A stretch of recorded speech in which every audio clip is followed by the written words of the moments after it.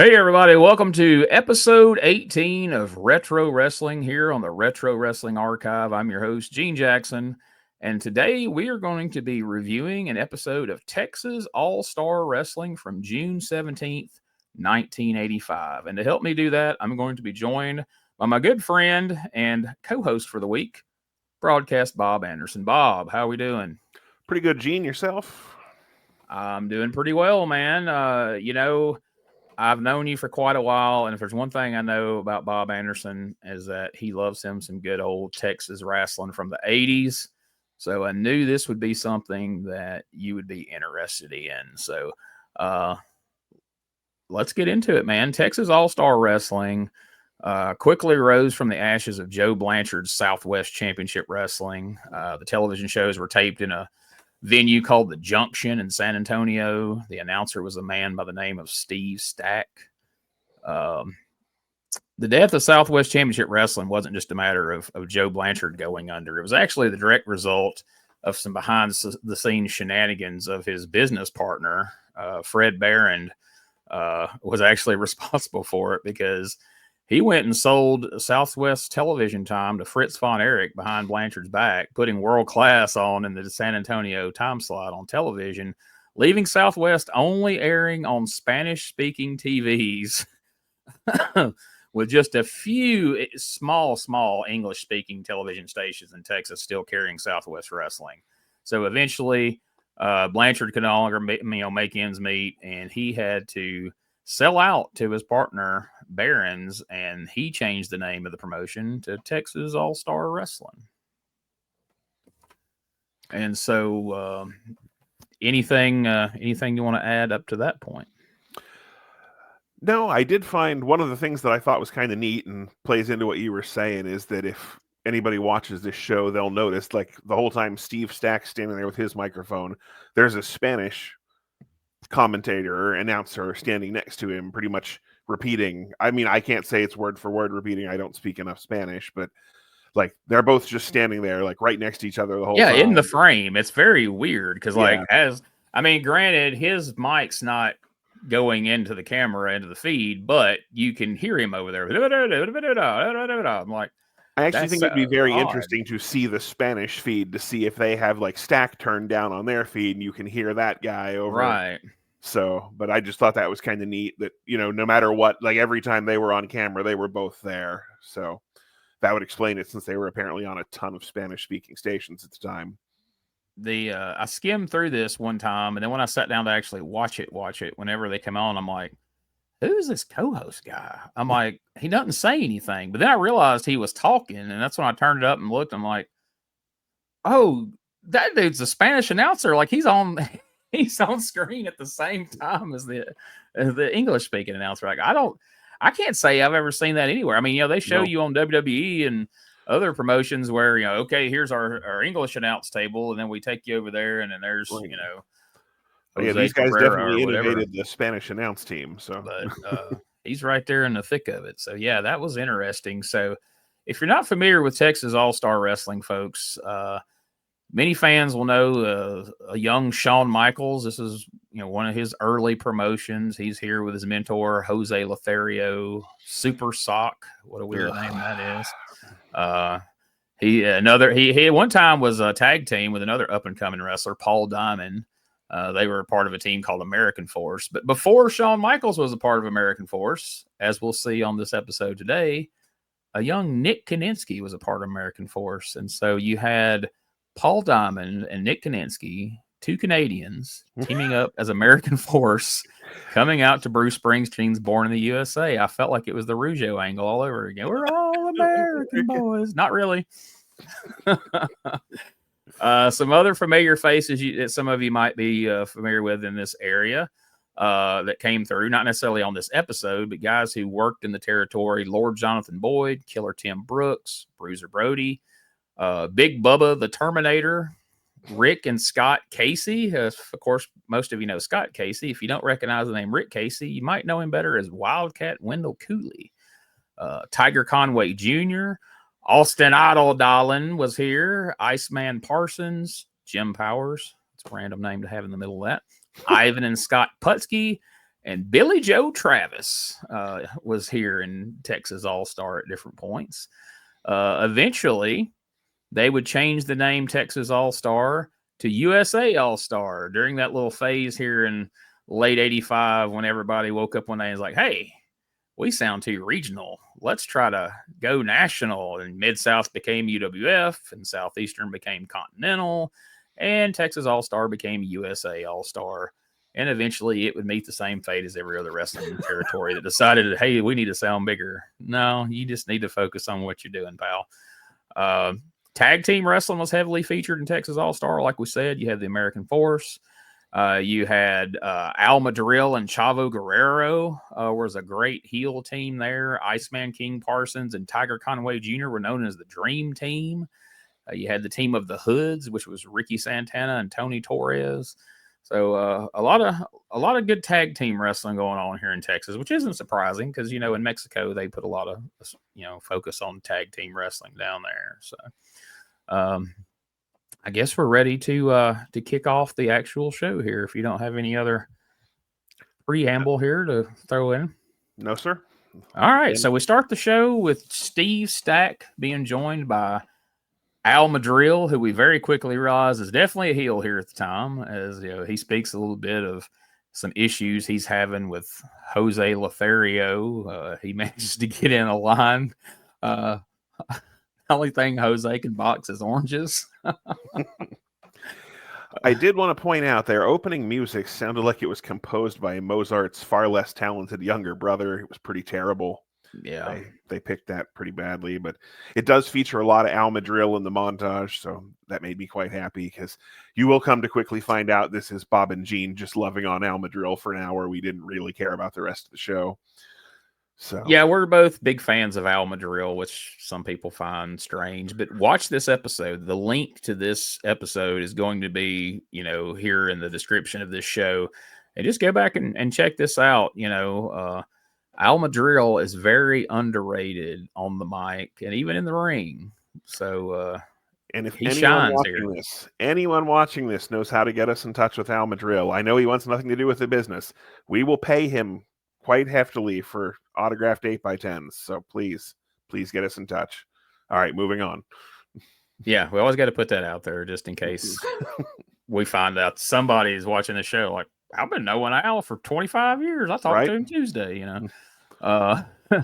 Steve Stack was we do. I mean, really, it's not even like a bit or anything. We really legitimately love Al Madril. So Steve Stack was a very well-regarded announcer in the Texas region. He had started out as the voice of Amarillo Wrestling on their TV and eventually moving on to San Antonio for Joe Blanchard's Southwest Wrestling. And despite the controversial way Southwest came to a close, Steve's still here doing TV for Texas All-Star.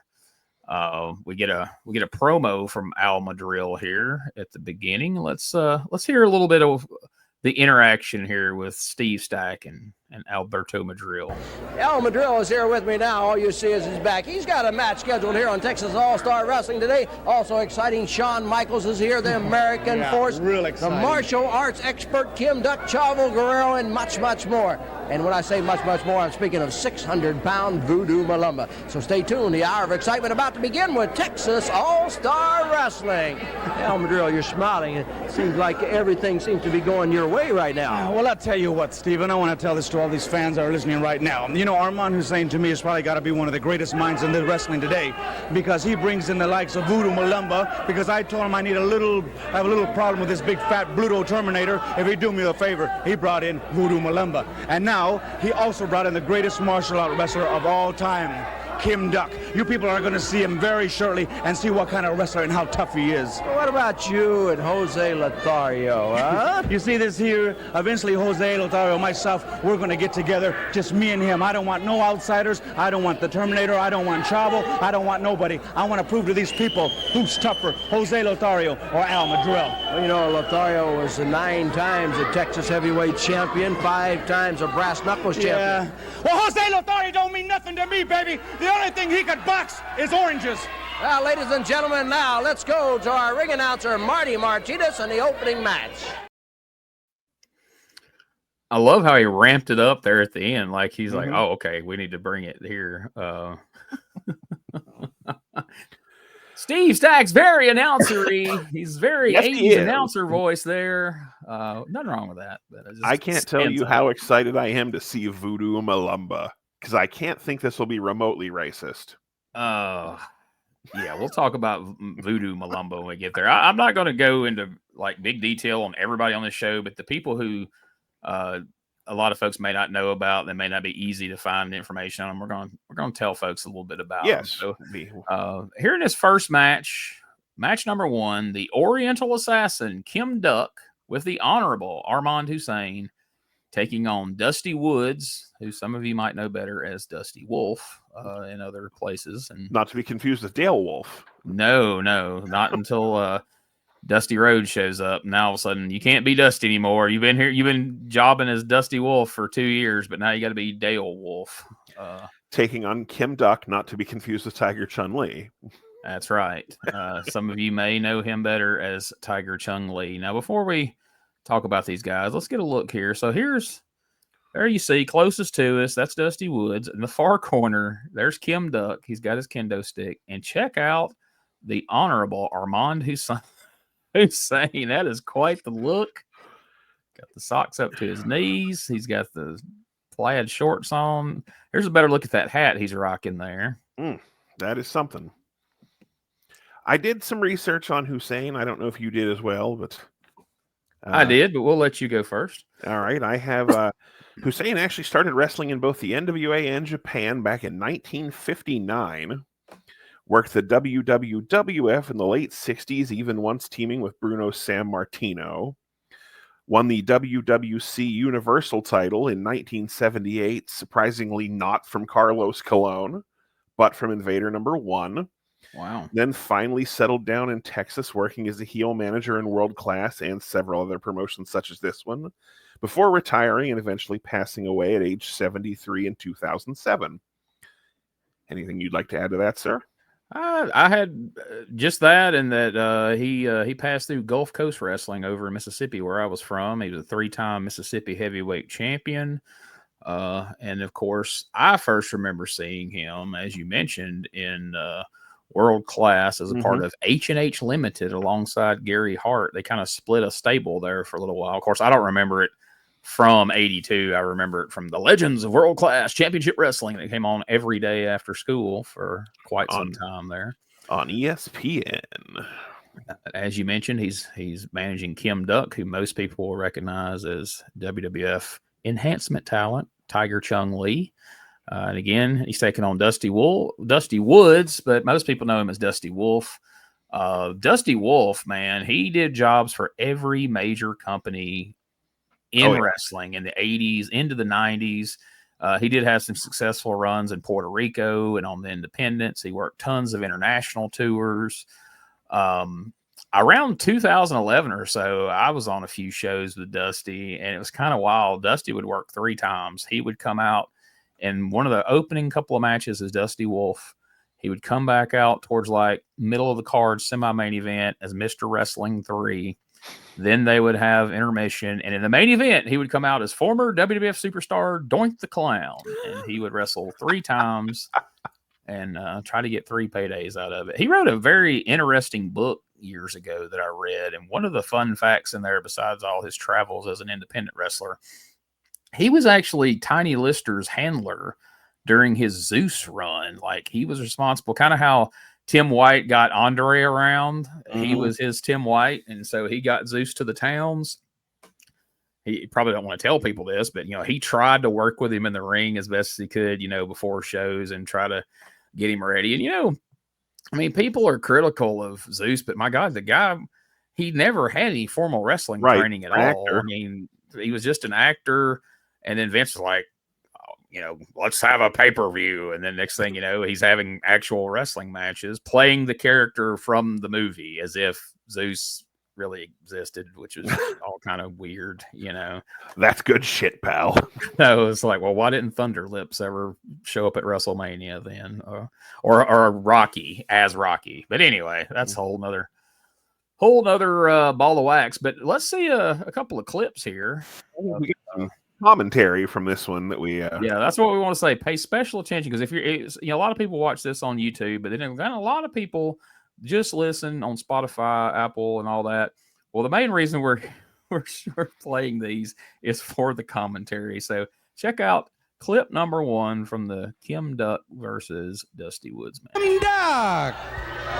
Well, here's the man you were telling me about. Now you're laughing already. That's a kendo stick that he has. He shouldn't even have it in the ring. I'll tell you what, Steve, I told you earlier, this man is probably one of the greatest martial arts wrestlers of all time, baby. He knows them all. Karate, Kung Fu, Kendo, Aikido, Judo. He knows them all. Now he goes through the ceremony that all the Oriental wrestlers go through, the ritual where they get these evil spirits out of the ring. That's exactly what he does. All the Orientals do that, Bob. Yeah, I mean, I specifically remember guys like Liger and Hayabusa and Misawa just throwing that salt out of the ring. Well, this is 85, so they hadn't really gotten prominent yet. But Mr. Fuji and Saito and most of the guys Steve Stack had seen had thrown salt in the corner. So, and furthermore, I would like to point out that he knows 5 martial arts, and that is all of them. That's it. That's all we knew about. That's all Alberto Madril knew about, anyways. Every goddamn one. It's got to get better from there, right? Surely that's going to be the worst of the commentary. A little more secure, I can tell. Oh, what a big chop there. Very skilled in all the martial arts. You know, all the Oriental wrestlers are that way. They learn all those from the small age where our kids learn to play softball, baseball, and football. They learn the martial arts. That's right. You know, that seems racist even for 85, man. Somewhere Waddy Jenkins is going, damn, man. All right, little Johnny, you go play football and, you go learn your karate there. Little Hayabusa, you go. Yikes. From an early age there. And in between all of the racist commentary, Madril takes the time to say that Kim Duck is making duck soup out of this guy. I fucking love Madril. Oh, man, he was the saving grace of this whole show. On one hand, I was happy to see Madril had a match, but then it meant he wasn't on commentary, right. And it meant Fred Ottman was, and we'll get to that in a minute, but holy. And then the worst part is, through all of that, then they go back to talking about Voodoo Malumbo, and I'm like, this is going to get even more racist, isn't it? We'll give you a little background on who Voodoo Malumbo was, because I used to not realize that. I was kind of surprised to find out that I had seen him before and just wasn't realizing it. So my other favorite part of this, I apologize, Madril yelling at Stack for calling a move a chokehold when it was actually a Japanese sleeper. Had me cracking up. Got a school ill American announcer there, but exactly. Yeah. So Kim Duck, to no one's surprise, gets the win. However, he starts beating poor Dusty Woods with his kendo stick, and the referee reverses the decision, and Dusty Woods ends up getting the win on a disqualification here. So I didn't see that one coming. Yes, and Stack being upset that he used karate to win the match was my other favorite part. Like, that was the most... I'm pretty sure he used karate there, Al. I'm like, I didn't know karate. Unless right, when was that illegal? I mean, yeah, it was a throat thrust, so that was illegal, but I didn't realize that was karate. Yeah, I mean, it just should have been he hit him in the throat, but the way, like you said, the way he said it was just the fact that karate is illegal. And it gets worse. There's another time in the show where he gets belligerent about a finish I can't wait to talk about, because I'm just like, what the? Why? Anyway. So they take off, ladies and gentlemen. They take a break, and we return to Steve Stack being joined by Pretty Boy Paul, as well as the Spanish announcer, as we mentioned before, is right in the same space. Saying everything in Spanish. Now, I'm sure if you're watching this on YouTube, if you want to get an idea of just how pretty boy Paul Kelly was, there he is. You know what? Looking at this picture as I clipped it the other day, do you know what this he reminds me of in this picture? If you clean shaved Seth Rollins and bleached his hair, I think you have pretty boy Paul Kelly. I was going to say Buddy Landell with AIDS, but okay, well that's another way to go too. My thought is, if he's a pretty boy, I should change my name there to Beautiful Bob Anderson, and you should be Gorgeous Gene Jackson, because all right, I'm not opposed to that. I'm not saying that any of that would be true, but it'd be fun, right? I mean, we're as pretty as he is, my friend. That's I'll usually I won't take compliments, but that's really not a big overly right. I mean, complimentary statement. So sorry, folks. You're gonna hear us coughing as much as you hear us talking here, and you may eventually be happy with that. I don't know, but it's like putting lipstick on a pig, but you know. So anyway, I don't honestly know a lot about Paul Kelly other than he had some success in the Central States territory. He did some jobs on TV for Crockett in '84. He worked up in Vancouver for Al Tomko as Kip Kelly. He didn't have a very long career, Bob. He debuted in 1983 and was completely out of the business by 1985. He's in and out. So, well, that makes him smarter than most wrestlers. But yeah, exactly. So we get some highlights of Paul Kelly wrestling Rick McCord for the USA Junior Heavyweight title. It seemed like every territory in the country had a U.S. Junior Heavyweight title of some description. Let's take a look at this clip. And this finish is just screwy as hell on this match. But let's take a look at the clip we've got here. Down. Here comes McCord again. Oh, right into the referee. Right into the referee, Fred Sinclair. He rolls out onto the timekeeper's table. Kelly has come out of the ring. What's Kelly doing? Oh, he's reached out and he grabbed the chair. Like to knock John Martinez down as Martinez was sitting in that chair. Here comes Kelly. Oh, right to the head of Rick McCord. That's it. McCord is out cold. The referee is still shaking it off. He has made it his way up onto the apron and trying to crawl in. Kelly with the knee now across the head of Rick McCord. There's another knee. Referee Fred Sinclair's made it back into the ring. Kelly is over talking to Fred Sinclair.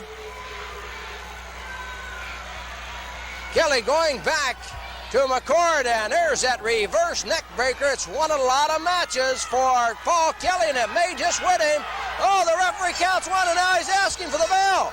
The referee counted one, and then he turned around to the timekeeper and asked for the bell. Kelly is up.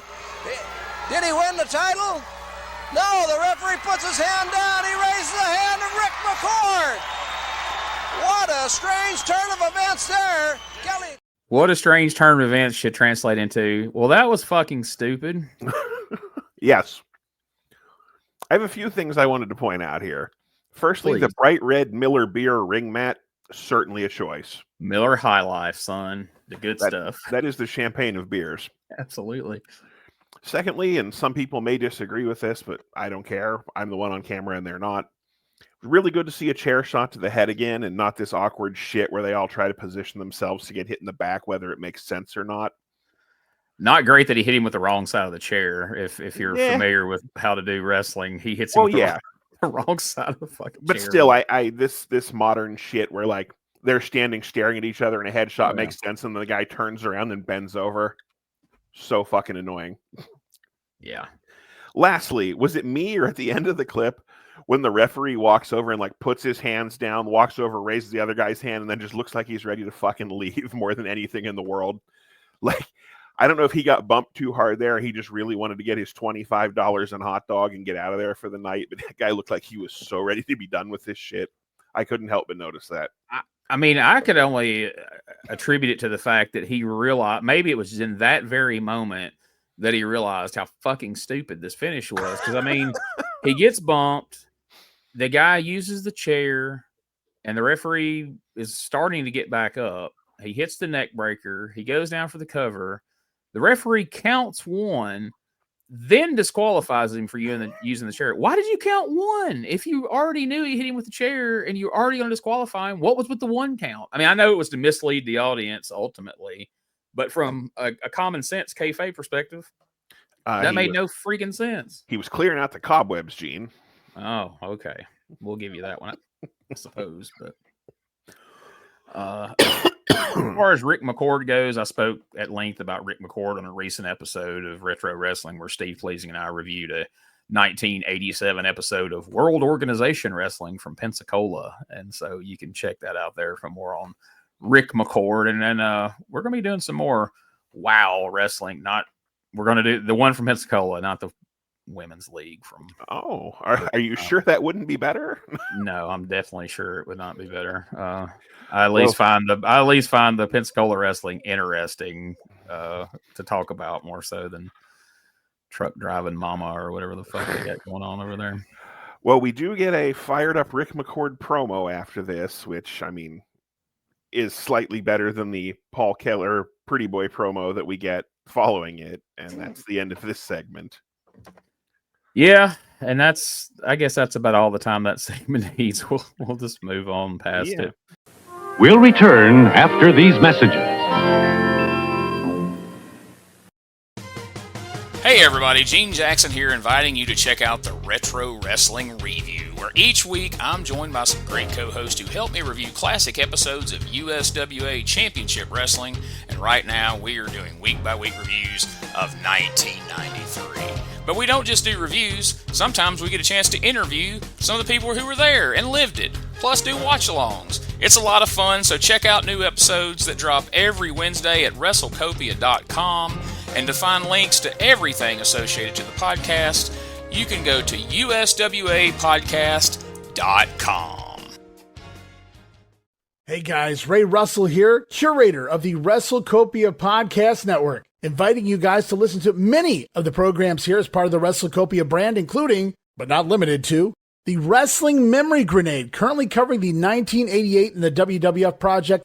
You can also listen to the Regional Wrestling Podcast, where we talk the territories, whether it's Jamie Ward with Georgia 81, Roman Gomez with the UWF in 1986, or Gene Jackson covering Memphis in 85. 3 projects going on right now over there at Regional Wrestling. You can also listen to the Wrestling Stoop with the legend himself, Bob Roop. Bob goes back in time each and every week, covering not just his career, but countless stories and interactions with hundreds of wrestling names spanning his 2 decades in the business. But that's not all. You can also check out the Puro Wrestling Academy with the professor of Puro Resu, Mr. Dan Ginnity. Dan and I go back in time and cover the history of Japanese professional wrestling in the English language. And you can listen to all of those shows and more, all part of the WrestleCopia Podcast Network, located over at WrestleCopia.com. That's WrestleCopia.com, and anywhere your podcast streaming needs are met, from Apple to Spotify, Pocket Cast, and beyond. And while you're at it, why not subscribe to our social media guys for all the latest goings on here at the WrestleCopia Podcast Network. Plus, I'm constantly adding old school video clips and pictures from throughout wrestling history. You can follow us over on X, formerly Twitter, at Wrestling Grenade. That's at RASSLIN Grenade. Also, follow and like me, Facebook.com/Wrestling Grenade. And why not subscribe to YouTube.com/Wrestling Grenade. So if you're looking to support that next up-and-coming podcast brand, please consider making it WrestleCopia. Because we come back to an Al Madril match. That's right. Match number 2 of the day, Al Madril taking on, if you read the name on paper, if you're a redneck from Alabama like me, it's Juan Guzman. Mm-hmm. But if you hear the ring announcer say it, he's John Guzman, as if it was GOOS-MON. And then if you hear the commentator say it, it's John Guzman. I don't know. I thought you'd call these guys Juan, but they're calling him John. So where do you land on this, Bob? What do we want to call this guy? A jobber? There you go. Of course, again, Al Madril, one of our favorites. He's the highlight of the show. I'm not going to go into the history of why he's our favorite, but just know that he is. And exactly. Since Al's in the ring, he's replaced by Bubba the Terminator, a.k.a. Fred Ottman, a.k.a. Big Bubba, a.k.a. the Big Steel Man, a.k.a. Tugboat, a.k.a. Typhoon, a.k.a. the Shockmaster, a.k.a. the Super Shockmaster. Yes, folks, he has had more freaking gimmicks than Ed Leslie. It's good old Uncle Fred. And he's very early in his wrestling career, so he's not great at wrestling, and he certainly was not going to have a career as a color commentator. My goodness. My note reads, Stack is putting over Jose Lothario as Al toys with his jobber, and Ottman tries to form sentences. So, Well, let's check out a little sample of this, just in case you don't be like, oh, come on. Uncle Fred couldn't be that bad. Well, check this out. Holding on to the leg of El Madril. Oh, Madril kicks him out. Madril going up with forearms across the chest. There's another one across the chest and another one. And Guzman is learning what it's like to meet a professional in the ring like El Madril, who throws the record book out the window. Oh, yeah. When Al's in the ring, I definitely can throw all the books out the window because he's there to win. He's a tough competitor. He'll do anything that he can to get that win. You know, there's nothing that you can get away with as far as he's concerned. You know? Just going to throw all the books out the window, Bob. Exactly. Shakespeare and the rule book and every fucking thing just going right out the window, Gene. Commentary for dummies. How to remove a 2x4 from the hole you're going to walk through. That's one he should have kept. He definitely threw that one out the window. Should have hung on to that one. I wish I would have clipped one more thing from this match. The finish to this match was another head scratcher here. Babyface Guzman is just peppering Madril with closed fist punches. Left, right, left, right. Referee moves to one side. Madril throws one singular punch, gets the win, and Steve Stack is going on and on about how it was a sucker punched Guzman. I'm like, that dude just punched Madril 6 times and Al threw one, and he's the asshole. Like, right? Give me a break, man. It looked like a fucking boxing match in there for a minute. Exactly. It was a sucker punch. I was like, dude, how can you call the one punch he throws a sucker punch, and the other guys just freaking hit him with like just a flurry of punches? But right, again, another head scratcher of a finish here. And you know, I mean, after that, you know, Fred Ottman commentary, some of these weird finishes, I don't know, man. I'm having kind of trouble getting into this, getting into the, you know, the time frame. So let's try to get you to get us in the mindset of, hey, we are in 1985. Do we want to check out some commercials first, or do you want to tell us a little bit about what was going on, and then we'll take a look at some 85 commercials? Let's talk about 1985 first, and then we'll do that. Good. So on this date in 1985, the number one song on the Billboard Hot 100, Gene, was fucking terrible. I'm sorry. I mean, it was Everybody Wants to Rule the World by Tears for Fears. Everybody wants to rule the world. As I said, that's horrible. But hey, the number 3 song was Harold Faltermeyer's Axel F, the Beverly Hills Cop theme, and that's pretty cool. Exactly. Yep. Now, in a much cooler thing, do you know what the number 1 film on this date was, Gene? Based on that song, was it Beverly Hills Cop? It was not, surprisingly. Okay. It was First Blood Part 2. Oh, my. Okay. Yeah. All right. So that's pretty sweet. Now let's talk about some wrestling. Our good friends over at the WWF were at the Mid-Hudson Civic Center for a television taping that saw Les Thornton wrestle. Notable because he was listed as the WWF Junior Heavyweight Champion, which I thought had been in Japan for years at this point. Yeah. So anyway, but this television taping was. So did you want more Thornton? Oh, Les doesn't bother me. I just thought it was interesting because, like I said, I thought that belt was long gone by that point. I just wanted you to say Les Thornton, but that'll work. Anyway, this was actually a very important TV taping. Several things. Terry Funk made his WWF debut at this taping, defeating Aldo Marino. But probably more notable because this is the one where Mel Phillips put Funk's hat on his head, and then Funk beat the shit out of him. Okay, pause for 1 second. I'm not going to keep interrupting you, but I learned something probably 4 weeks ago that I did not know this entire time. And the fact that you passed over it there and we're talking about Texas All-Star, I'm thinking maybe you don't know this either. Do you know who Aldo Marino was? Shit. I think I do, but tell me anyway. Ricky Santana. Oh, okay. I did not then. Yeah, I didn't either. I forget who pointed that out to. Oh, I know how it was. I was listening. My buddy Ray interviewed Ricky Santana for the Captain's Corner podcast because he's coming to the Portland Expo. And they were talking about, like, yeah, when you were Aldo Marina in WWF. And I was like, he would. And I got to think about who that was in that Terry Funk match because I just saw a Coliseum video with that on it. And I was like, holy shit, that got right past me. So sorry, but I thought it was relevant since he's one of the hoods here in Texas All-Star. But yes, he went on to beat the hell out of Mel Phillips, and if only we'd known then what we know now, we'd have rooted for him to beat the hell out of him a little harder. Perverted son of a bitch. Exactly. Also on that show, the Killer Bees made their debut in the WWF, and unfortunately they didn't assault any ringside personnel. In matches taped for the following week, Randy Savage made his television debut at working house shows for the company.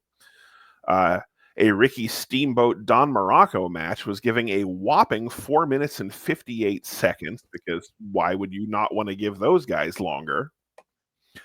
Speaking of the Macho Man, Lanny Poffo also debuted on these TV tapings, teaming with Pedro Morales for some reason.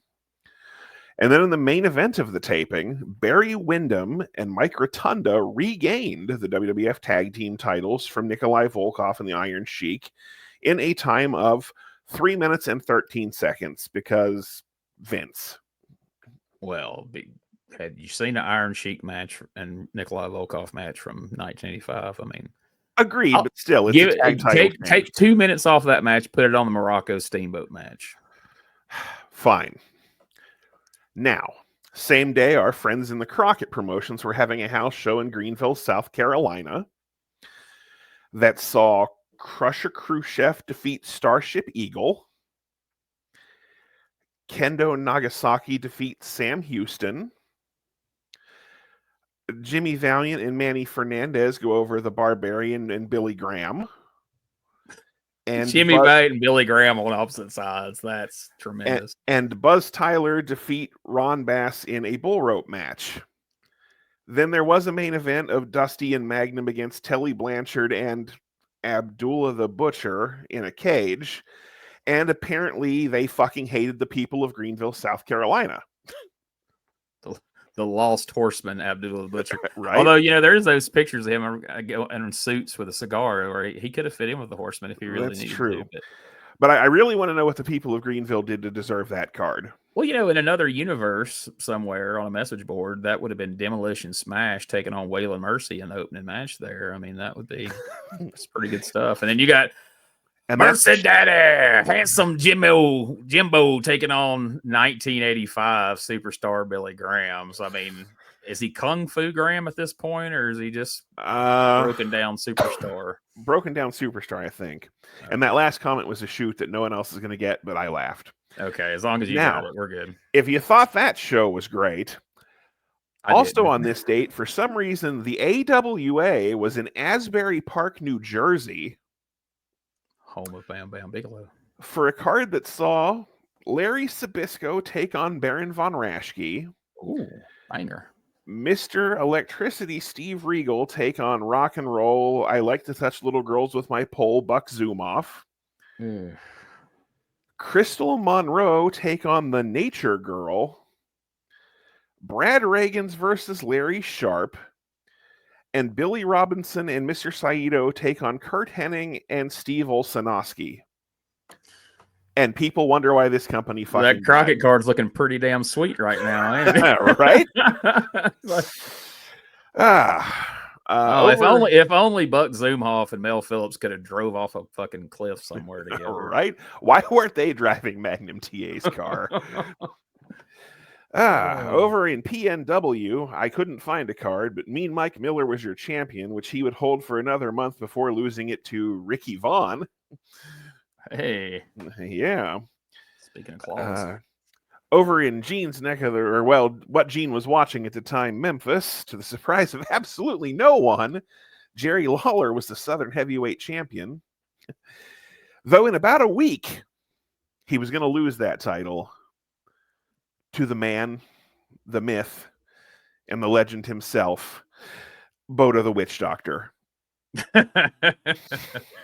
Oh, my. Though on this night, we were having a tournament for the Southern Tag Team titles at the Mid-South Coliseum. Okay.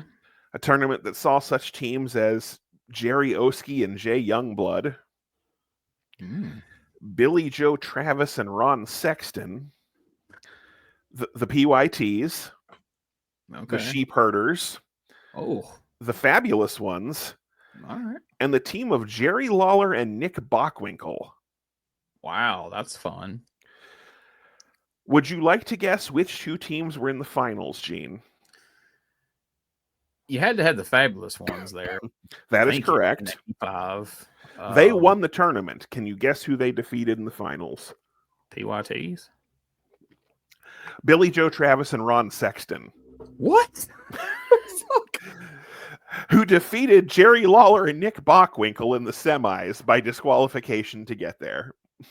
If I ran down the list of every team you just named, the very last team I would have came to, I'd been like, really, Travis and Ron Sexton? And I'd be like, did you forget to say the name? God bless.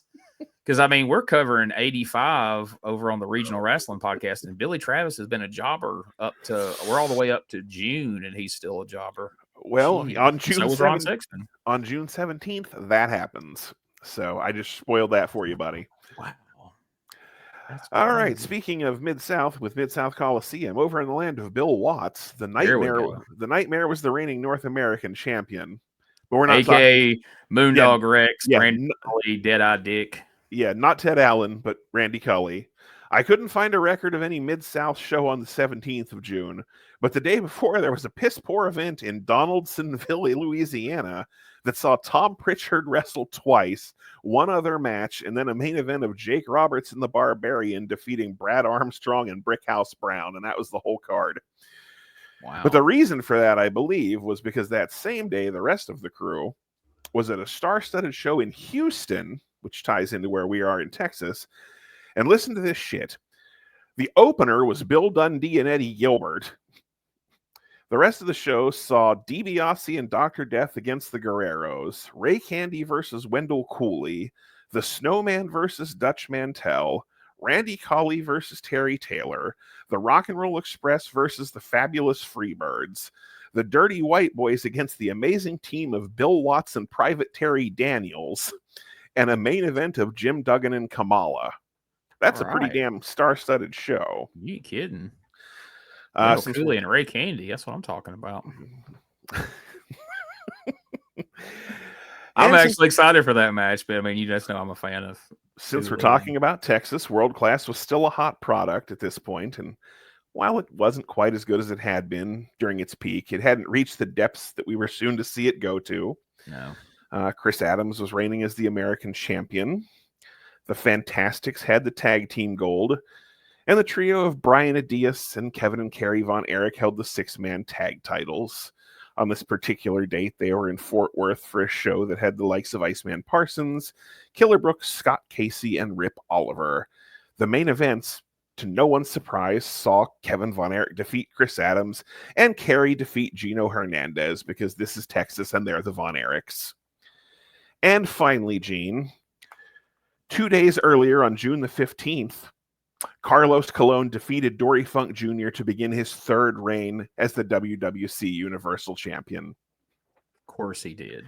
And on that note, let's take a commercial break. Absolutely. Of course he did. And nobody benefited more from the death of David Von Erich than good old Brian Adias. he stepped right in that role when little Mike was too small.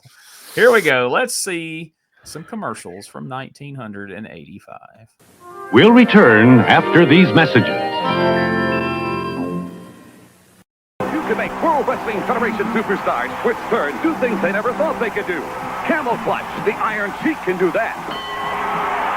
Clothesline, Hulk Hogan can do that. And now for the main event, a steel cage match. Flip, whip, slam. He's out of the cage. He can't do that. Can he do that? Steel cage match test comes with two wrestlers. Other bendies sold separately. From LJN.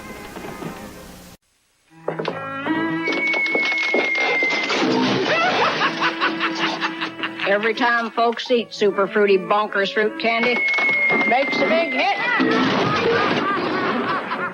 Now there's a big new flavor, Bonkers Watermelon. Mouth-watering watermelon with an extra fruity middle. Makes me want to eat it up. New Watermelon Bonkers. Bonks you out. Some candy.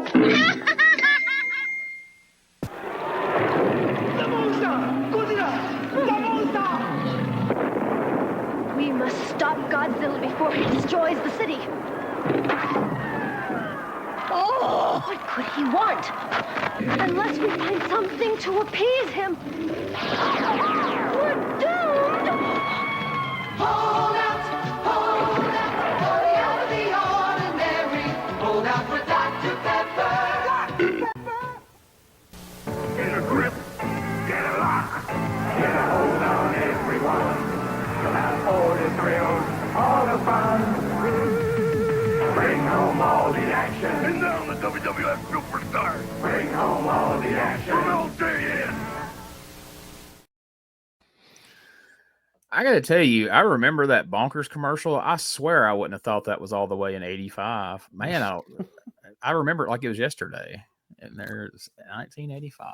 I have bad news for you, Gene. We're old. Yeah, I'm getting reminded of that more every single day.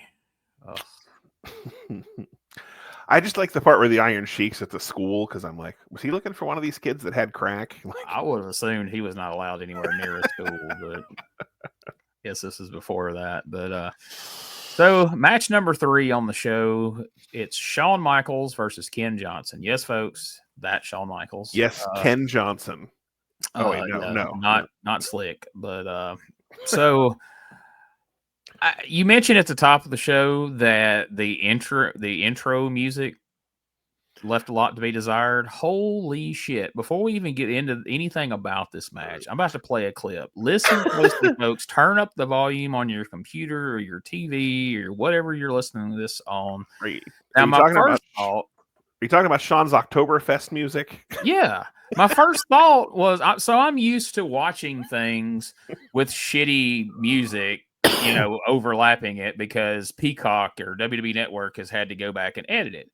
And so that starts playing. I'm like, what did they pick for this? And then it hit me. I'm like, no, this isn't off the network. This is the original tape. Like, this is what Shawn Michaels came out to. Check this shit out.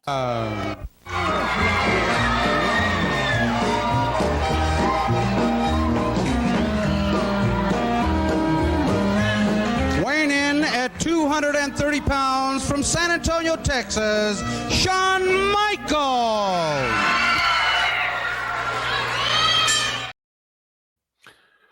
He's just a pudgy boy. I mean, you think this was from like the 20s or 30s or something. Right. And Shawn Michaels coming out of the ring here, fellas, and he's heading with his vest on. He'll be taking on George Hackenschmidt. Yeah, exactly. And what's with the vest? Did Tommy Rogers leave that in the dressing room the week before? Like, I'm guessing so. I'm guessing Jose had that left over from early in his career. Like, put the vest on. You look very nice. And he put that on. It was like, yeah, everybody thinks that Shawn looked his pudgiest at that little weird time. And what was it, 93, when he was about to get suspended and he wore his trunks up to his nipples like Abdul the Butcher, and he was all of a sudden 50 pounds heavier. But no, he was at his pudgy best right here. And what was he here, like 19, 20? Yeah. I mean, this is early. He had did some jobs for Watts, and then he made it over here to Texas All-Star, and he's at least starting to win some matches. And speaking of winning some matches, let's take a look at how he won this match. Well, we didn't even show the part at the beginning where Johnson jumps him from behind, but both of his eyes are still looking forward, so he didn't see it coming. Yeah, he wasn't equipped for that yet. He didn't get that Robert Gibson vision until years later. So, okay. All right, let's check this out, and then I'll finish what I was about to say. Ken Johnson. Oh, he's going up on the top rope. On the top rope, there's a fist. There's a flip. He's up. He catches Johnson. He backflips him. Drop kicks him. Drop kicks him again. Oh, this Shawn Michaels is really exciting. As a man, there's that power slam. It should be all over. 1, 2, 3, and it is. It's all over. Shawn Michaels flipping off that rope, coming up with some great moves. And Shawn Michaels wins another one here on Texas All-Star Wrestling. What a maneuver. Right? And then from there, Steve Stack was jizzing his pants right there. he was. He sounded like Shivani when Sting had dropped from the rafters on Nitro. Like, settle down. He's not a big deal yet. I mean, he was fine for a 19-year-old kid. Oh yeah, I mean, you know, I don't think anybody was watching this predicting that this guy's going to be he's going to, you know, be in the Hulk Hogan spot one day. He's going to be the top star and headline WrestleManias and stuff. Like, I don't think anybody could have predicted that. But he's going to do a lot of coke and become a legend. Yeah, well, you know, that's the path to greatness in wrestling. It was at one time, not anymore, I guess. But I was going to say, and I decided to go ahead and play the clip. But like you said that earlier about we're old, and man. Nothing makes me feel older than to watch these Hall of Fames, and you got guys like Shawn Michaels, Muda, the Steiners, all these people who I watched their careers start. I saw their first matches. I saw their entire career. Now I'm watching them retire and be put into a Hall of Fame and looked really super old. And like me and my wife are sitting there watching, like, boy, they sure look old. Well, yeah. You know. As they are.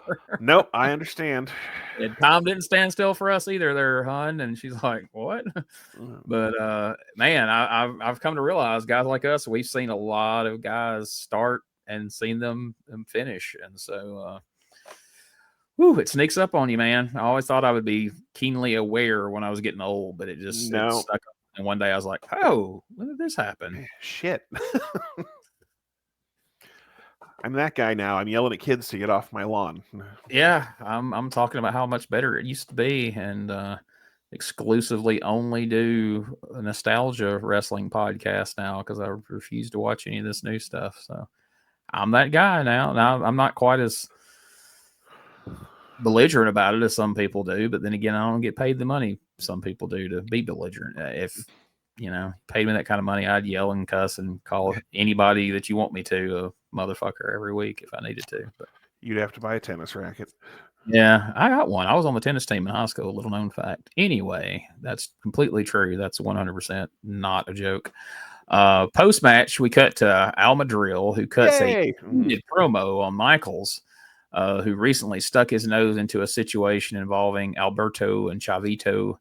So Madril gives him a warning and tells him to watch the monitor for Chavo's match to see a genius at work, full of glory and renown. I'm sure. Oh, not that genius, but he's speaking of Chavo Guerrero apparently.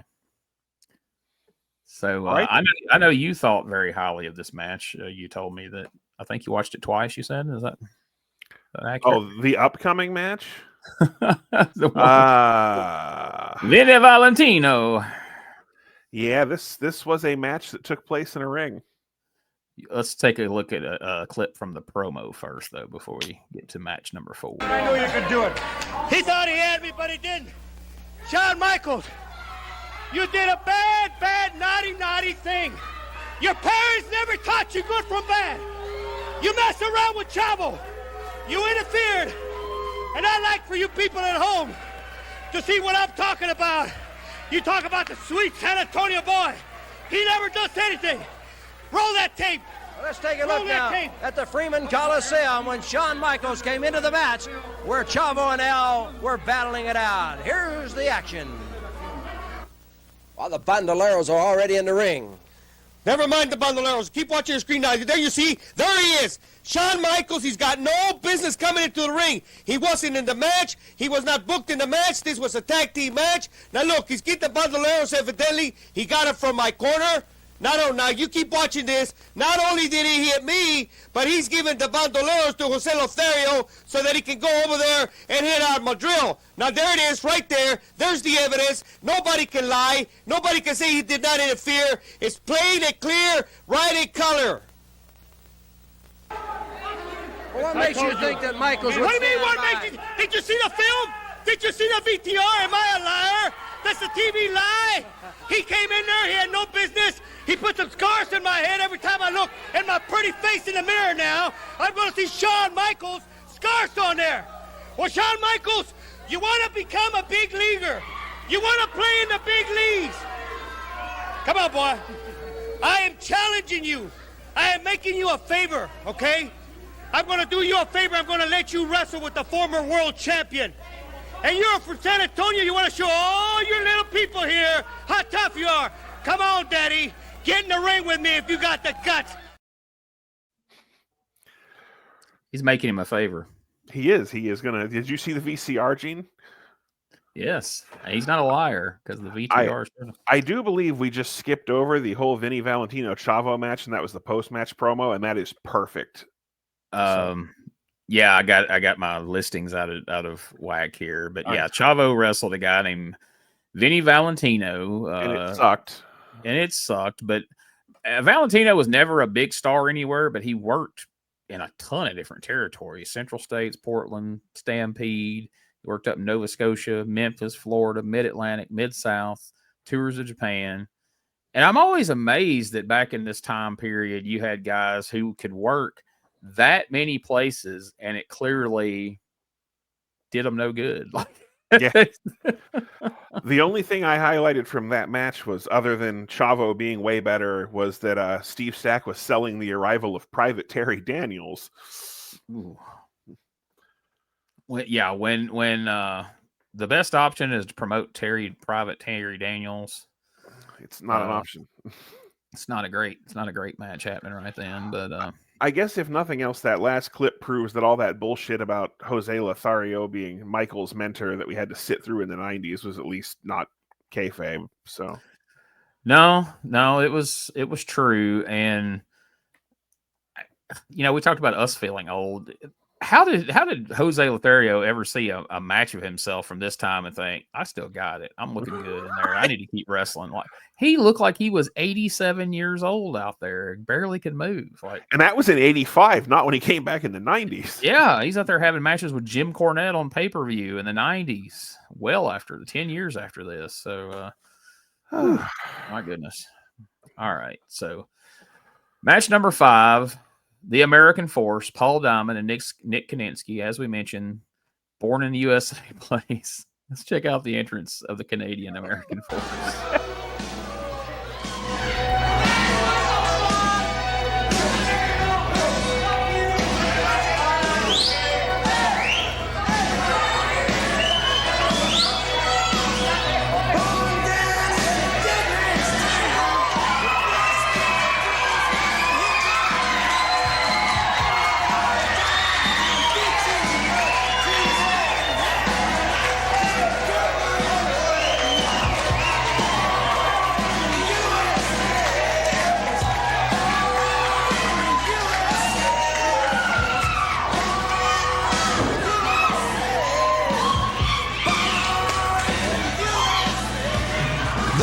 Opponents with a combined weight of 480 pounds, I present to you the tag team champions, the American Force, Nick Kaninsky and Paul Diamond.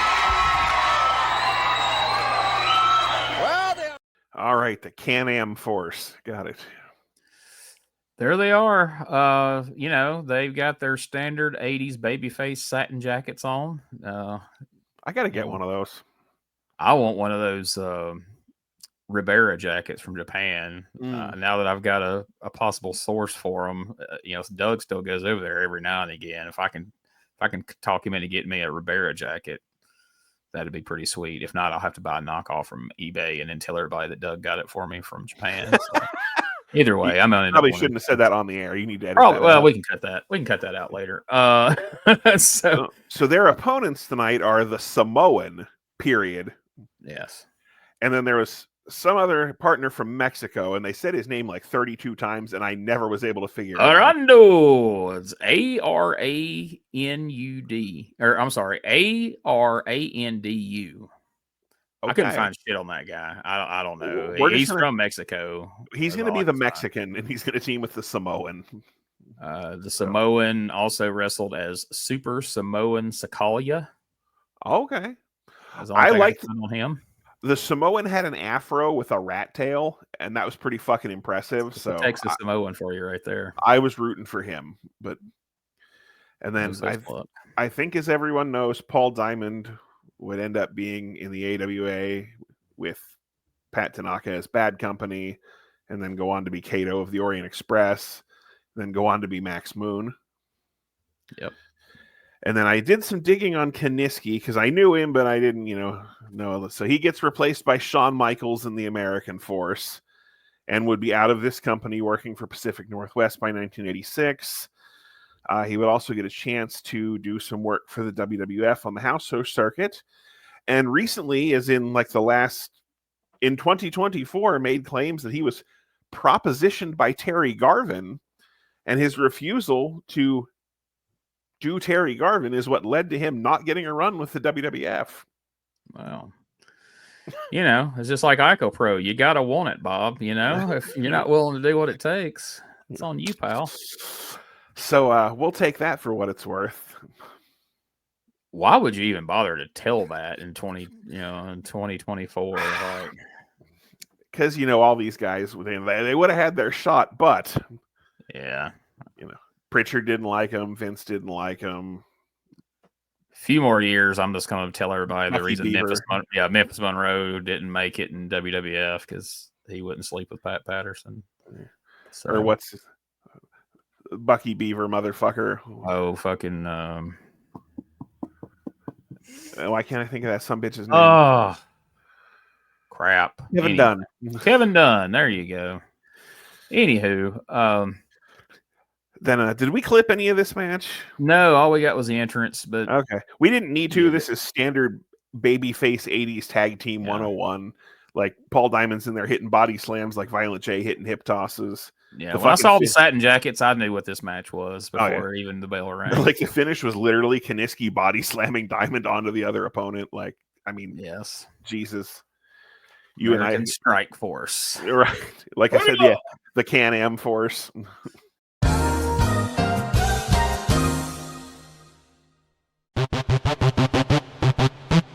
Ladies and gentlemen, welcome to Give Me Back My Pro Wrestling, the podcast that's based on the old school but can still help you find the good stuff from today.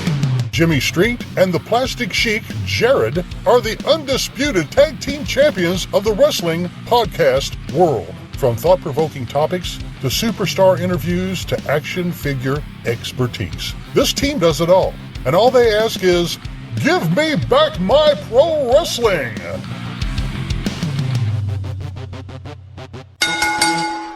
Every other Thursday, wherever you listen to podcasts. Hey guys, this is Wolfie D from PG-13. Check out my podcast, Live and in Color with Wolfie D, every Monday at noon. We're talking Memphis, we're talking ECW, WCW, WWF, everywhere that I've been. We even have some great guests, some Hall of Famers on the show with us. Every Monday at noon, Live and in Color with Wolfie D.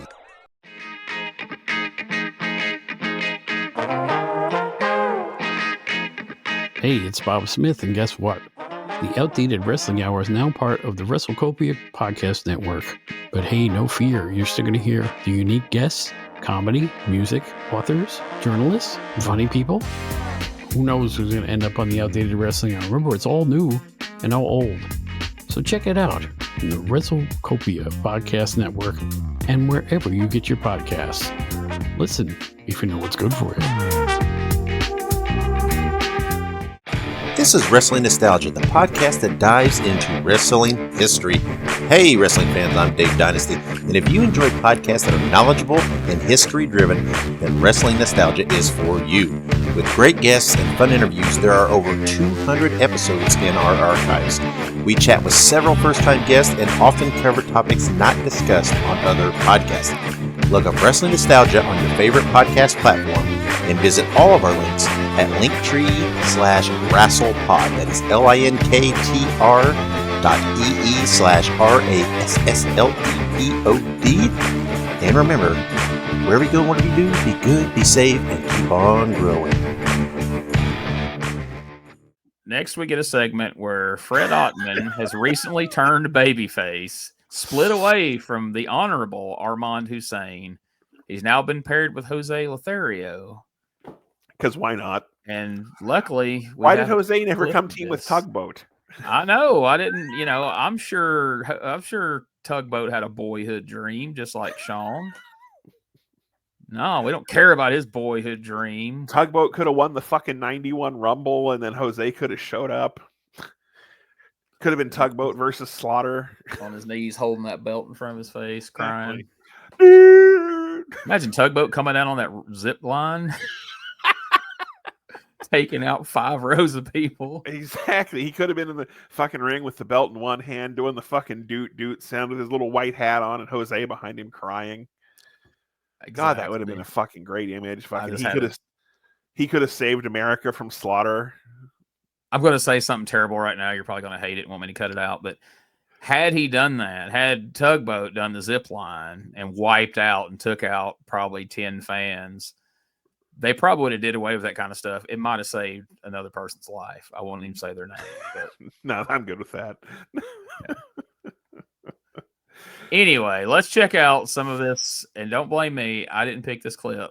Let's check out some footage of the Fred Ottman debacle with Jose Lothario. I'm at the Texas All-Star Wrestling office with Jose Lothario and the Terminator. And they're fixing to go into the ring with a little workout. And Terminator, I'd like to say that your manager, Armand Hussein... excuse me, Steve. That's my ex-manager, Armand. Well, excuse me, your ex-manager, Armand Hussein, wouldn't tell us too much about you. And I wonder if it'd be possible maybe to get a little personal with you. Sure, yeah.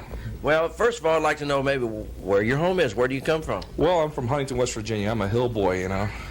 Hill boy, and up in the coal country of West Virginia. Family lives there? That's right, sir. I have a big family. Big family.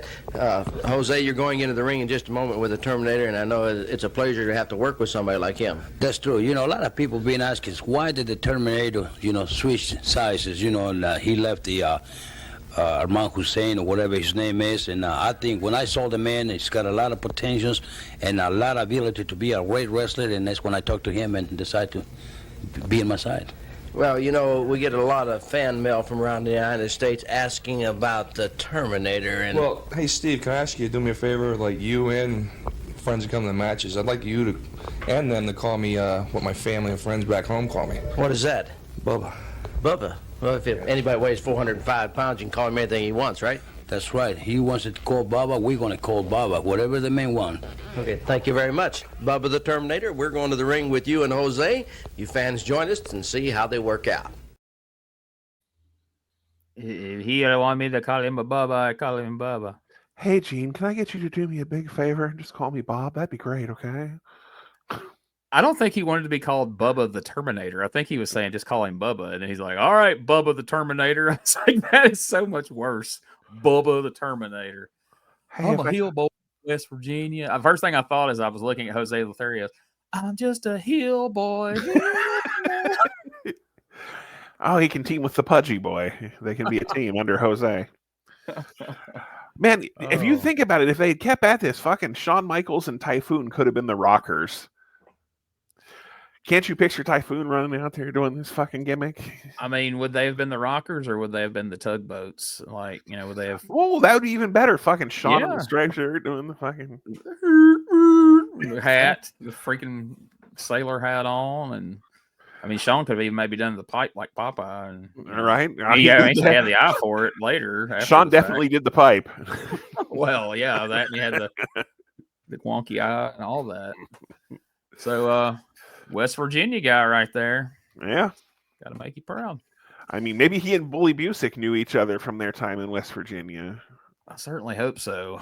Well, that's somebody we got to see more of. I know we got a little taste of Bully Busick on the global episode. I want to find some of that old Southern Championship Wrestling where Joe Pedicino put a Russian gimmick on him, and he was freak. He went from being I don't Russian. believe I knew about that. Yes, he went from being Russian to then he was a mafia guy, and they had him carry like a guitar case out there that was supposed to have a machine gun in it, and then he was Big Bully. So, so we've heard from Bubba the Terminator here. So now we're going to hear from the Honorable Armand Hussein. Wait a minute, am I getting ahead of us? Oh, yes, sorry. yes. The rest of this segment we need to explain for the people was we then get a video of Nick Kaniski and Mr. Ebony Tom Jones, who we've not heard anything about, but he's there, doing basic wrestling holds with Bubba the Terminator, who then, throws them around because he's big. Then we switch to the weight room where we get some Bubba clanging and banging, brother, where he lifts different amounts of weight with a lot of extent, like over the top grunting, where he gets up to 600 pounds. Kayfabe. And it was all really stupid. Now we can move on to the Okay, I'm sorry. honorable. I was hoping we could fool people into watching this, but now they're gonna be like, "Ugh, turn it off." After. Oh yeah, no, it's Shawn really Michaels. good. You should totally watch it. The Honorable Armand Hussein. Yeah, every time I hear the name Mr. Ebony Tom Jones, like I picture like a black guy singing "It's Not Unusual." Carlton, I guess. But anyway, I actually like Tom Jones from my world class watching, but where he became Mr. Ebony, the masked Mr. Ebony, and he had this weird like snake looking mask thing, and it was terrible. It was the goofiest, man. We're gonna have to review whatever episode of World Class means we're gonna watch that guy sing RASSLI, and that's wrestling. Just so we can get that stuck in your head. Pay you back for all the June Ree self-defense songs. We're gonna have to find a show from the 70s just so we can put that commercial in there.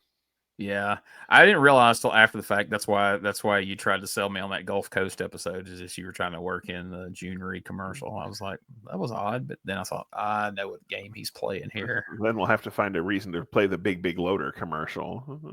Do we really need a reason? Just an opportunity. So anyway, Armand Hussein is joined by Voodoo Malumbo. Some of you fans of 80s Memphis and Georgia Championship Wrestling may recognize this guy as a man named Big Red or Big Red Reese. I meant to find a screenshot of Big Red just for contrast here. I didn't realize that's who Voodoo Malumbo was till I got to doing some research. And turns out, once I read that, I realized, like, oh, okay, yeah, you dye his hair black. That's definitely Big Red Reese right there. And he's got him a gimmick now. He's Voodoo Malumbo. I also kind of had wondered at first if maybe, back in the day, they had this weird guy come to Memphis named Mark Gouline of the House of Gouline, and he was advertising, I'm a world traveler, and I'm going to be bringing in all these foreign menaces to Memphis. And he advertised a guy called Yo Mamba, the Jungle Savage. He only wrestled one match in Memphis. There's no pictures of him. There's no video. Like Brian Last 605 podcast spent like a year trying to track down and figure out who that guy could have been. And when I first saw Voodoo Malumbo, I was like, oh my God, that could have been Yo Mamba, the Jungle Savage. Came to Memphis, one time and then left. But I guess the world will never know. But let's hear the Honorable Armand Hussein talk about Voodoo Malumbo here. Well, I hope that filled you in on the Terminator. Now, I want to tell you one thing, Steve Stack. You've seen the films and the videos on that big fat slob. He's a star now because I made him a star. And I spent a lot of money on you, Terminator. But I got the last laugh. The great Honorable Armand Hussein has got the Voodoo Man. Boy with the 4-seat and a double head. Tell the past and the future. Heal the sick and give eyesight to the blind. And take good-looking women from all monkey men. And he's going to take care of the Terminator one time and for all. He's my man, and I'm happy. I'm so happy I don't know what to do. You said that Hussein was finished, but no more. There you have it, ladies and gentlemen. Voodoo has returned to Texas All-Star Wrestling. Stay tuned. Armand Hussein channeling Dream Machine Troy Graham there for a minute. It sounded like with some of that promo. That was fun. Called poor Big Bubba a fat slob. That one. Well, unlike you, as you know, I've not seen a lot of Memphis, so I did my research, and I didn't that guy worked all Japan as far back as 1976. He was working Memphis in 77, Continental in 79, working for the Sheik. He toured New Japan in 82. Even worked Mexico. Like, he had quite a career, man. Like, that's pretty crazy. Yeah, and he was on his last legs here, so that used to be the way of things back then. When you start to age out, they get a gimmick on you so that you could just go in there and be big and choke people and still do a check. And nothing wrong with that. So we're building towards a showdown here between Bubba the Terminator and Voodoo Malumbo. And to quote the great Gorilla Monsoon, that is going to be a happening, Jess. The irresistible force meets the immovable object. The SRO signs ought to go out early for that one, Bob, and they'll be hanging from the raft. Well, I don't know if you can say that in this situation. That might be inappropriate, but anyway. Cut the tension with a knife. And all our other favorite Gorilla Monsoonisms. So match number 6. Those guys certainly don't know a wrist lock from a wristwatch. Never would that be more appropriate than that instance right there. Main event, if you want to call it that. I wouldn't call it that. The Hood and Hacksaw Higgins taking on Manuel Villalobos and Contreras. I don't know if this Hood is Ricky Santana or Tony Torres. I'm thinking it's probably Tony Torres because it doesn't look like Ricky Santana. Plus, we just heard he was up in the WWF being beaten up by Terry Funk. Beaten up by Terry Funk on his way to beat up Dipshit, the announcer. So this is definitely Tony Torres, and that explains why he's teaming up with Hacksaw Higgins rather than the other Hood. And we actually have a little bit of this action. So check this out while Bob recovers. But I get tired of coming out here and watching my friends take care of these San Antonio's finest. Well, you better watch out, Elmdor, because you're liable to have to face some of these San Antonio's finest. Here is Villalobos getting an elbow from the Hood. I know you like the way the Hood wrestles. You know, this man is a very mysterious man, Steve. I've seen him wrestle. It looks like every bit of that offense was just to make his streamers blow around. Yeah, he was what my grandmother would have called spastic back in the day. That's a good word for it. So we didn't get a big clip of Hacksaw Higgins there, but that was my first Hacksaw Higgins experience. He kind of looks like the love child of Steve Williams and Canyon with none of the talent. Oh, really? You didn't? So he was a big guy, but he got squashed a lot in WCW, Mid-South. I may have seen him, but I don't remember him. Yeah. If you pay attention to some of the squash matches from the 80s, you'll go, oh, that's Hacksaw Higgins. You just never really heard his name said that much because usually it was just, they kind of blew past him at those main events or not main events, but those squash matches on Mid-South. He'd in his corner, Hacksaw Higgins, and his opponent, the Iceman, King Parsons. But yeah, what a match to end on there. But we did the classic, 80s we're out of time situation there. So nobody was going to be upset and write the TV station complaining about that. So we're going to start doing these review shows the same way I do my weekly USWA review shows over on WrestleCopia. And at the end of each episode, I'm going to ask my co-host / guests to answer these 3 questions about the episode we just saw, with a slight alteration to the final question, obviously. So the first question I got to ask you, Bob, what was your least favorite part of this episode that we watched today? That would probably be the Chavo Guerrero Vinny Valentino match. It was horrible. I liked Chavo, but that match sucked pretty badly. Not his finest hour, that's for sure. I mean, like the tugboat stuff was bad, but at least it was funny bad. Yeah. And just that match was terrible. So, and that Tugboat's just starting out and exactly doing his best. And again, this Vinny Valentino guy's been all over the place, and he's still not really good to watch. And we know Chavo's good. He's just a victim of circumstance, apparently. So, second question: what was your most favorite part of this episode? The Al Madril promos. I figured that was a given, but I was going to go ahead and ask it anyway because that's what we do. Nobody asked, but I would probably echo those same sentiments on both of those questions. So, finally, did this episode make you want to go back and watch more Texas All-Star Wrestling at some point? Yeah, I would watch more. I didn't necessarily immediately go seek it out, but it is definitely something. If I were surfing YouTube and I was bored, I would definitely watch some more, especially if Madril's on there. And I was going to say, as I was studying on it, I would selectively watch more. Like I wouldn't want to be like, well, I'm going to start at the beginning and just watch this shit all the way through. But I know in the past I've seen some random clips of like Bruiser Brody on there, and like I say, the tag team of Madril and Chavo has some good matches with different people, and so there is some fun stuff to seek out. Exactly. It's like most things from this era, it's hit or miss. But you can say that about just about any territory, honestly, in this era. Hell, even World Class and Mid South had their off weeks, and so it's not a knock on them or anything. But overall, hey, as much Al Madril as we saw and heard on this episode, we're not going to leave upset. It is interesting to see, Shawn Michaels at 19, and I mean, green tugboat's not necessarily my cup of tea, but.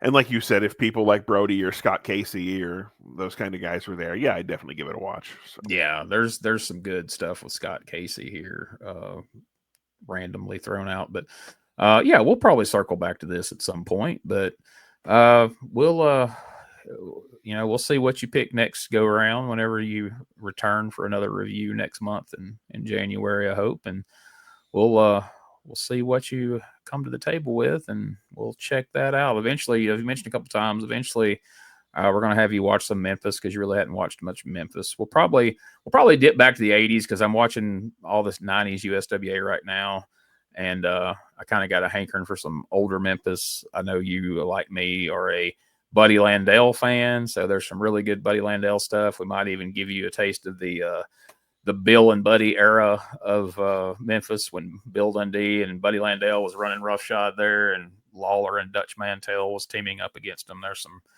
some pretty classic TV episodes. The one in particular where they made the Bill and Buddy show. They set their own desk over there across from Dave and Lance and took the show over, and it's pretty good. So this episode we're going to be dropping this on.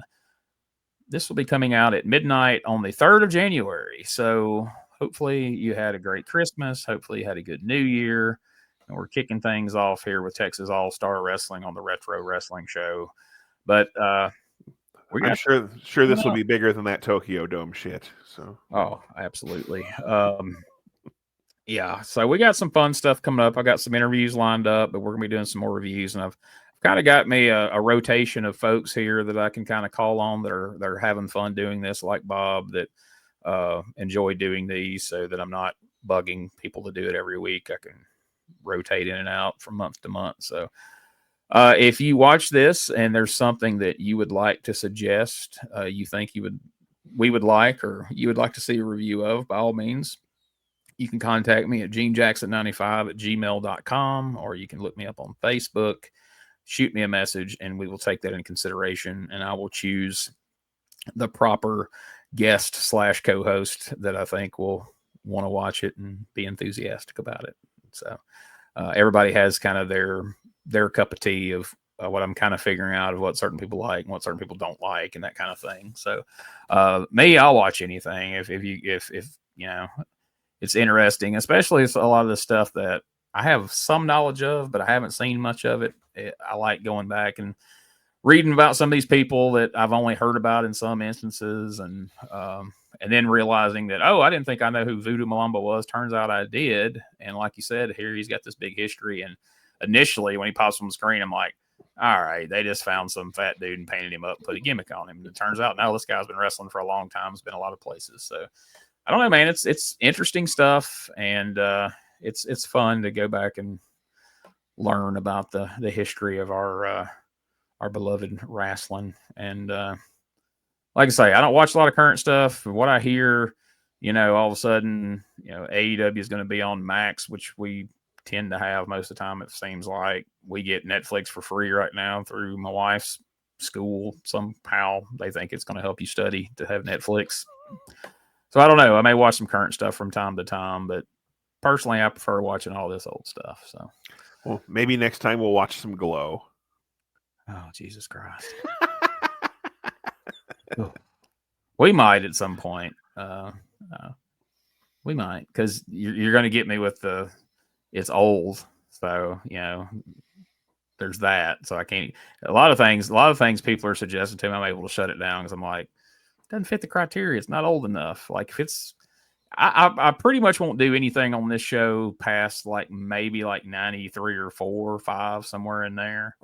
I try to keep it at least to the 90s at the most. And somebody suggested something the other day from like 2016. I'm like, no, we're not doing that. It has to be before we graduated high school. Exactly. Because then it's not retro wrestling. And then I'm just going totally against the name of the show here. The day that we're able to go on here on the Retro Wrestling Show and review shit from the 2000s, think how old we're going to feel then. Think how old we're actually going to be then. This goddamn fucking wrestling now is terrible. I was talking to another friend of mine about this shit here recently, and I said something about, I was like, but that's the newer stuff. And he goes, Gene, that's 1997. Like, like, okay, newer than what I've been doing, I guess I should say. But he's like, Jesus Christ, newer stuff, 1997. You're shaking your head. That goddamn Lance Storm and his drop kicks. Them flippy kids, the thrill seekers. Yeah, right. All right, man. I appreciate it. It's been fun. Folks, check back with us next week for more retro wrestling here on the Retro Wrestling Archive. And please check out, we've been really pumping out the content lately. Variety of stuff from Florida, Portland, all over the place. So keep up. There's always something new going on here on the Retro Wrestling Archive. And please join the Patreon, and you can see me and Bob talking over 90s Japanese wrestling. I did break the rule for Patreon because Patreon's a different animal. I let him talk me into watching some Stardom on there. So check that out. Us watching a Stardom show. And there's me and Steve Pleasing watching old WWF cage matches and all kinds of cool stuff over there. And plus our Hot Mic show where we record the pre and post show of the Retro Wrestling Review with me, Richard, and Josh. And if you think we say some fucked up stuff on the air, you should hear the stuff we say when we aren't putting it out on YouTube. Bob don't let me do that on this show. Or at least he thinks he doesn't. But anyway, we'll see you next time right here for more Retro Wrestling.